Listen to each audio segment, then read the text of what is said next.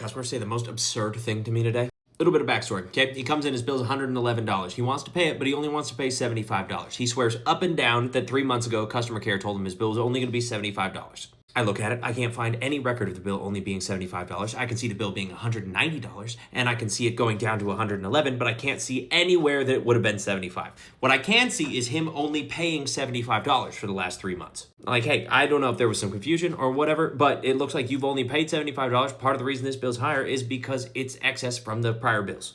Nope, I was told to pay $75. I'm only paying $75. I'm like, all right, well, I'll pay $75 for you, but your phone's going to get shut off. That's just how it works. And he looks at me and he does the typical old man thing of like, well, this isn't how you should treat your customers of 25 years, yada, yada, yada, all that kind of stuff. And then he pulls up a CNN article about the company bleeding customers. That's supposed to just immediately make me able to be like, boop, boop, boop, in the computer and be like, no, your bill's $75, sir, sorry for any inconvenience.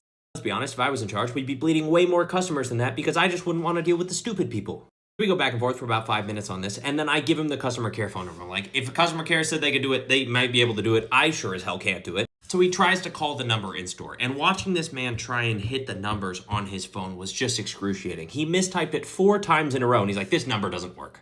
I'm pretty sure he was just trying to get me to call for him, but I had already told myself there was no chance in hell I was going to do it. Will be no weaponized incompetence here. Figure it out yourself, bubs. Finally gets the phone to ring and it does this like press 0 for a human, you know, the stuff that customer care does, right? So we're on hold and the music is playing and he starts talking about how they should really be nicer to him because he owns so much stock in the company. Now we get to the absurd part. He casually mentions, he's like, yeah, I have like 100,000 shares. And so the last time it went up, I made like 200 grand. Isn't that crazy? I said, dang, then why are you worried about the $20 on the bill? Looks like they've already paid you for it. He did not think that was funny. It was funny.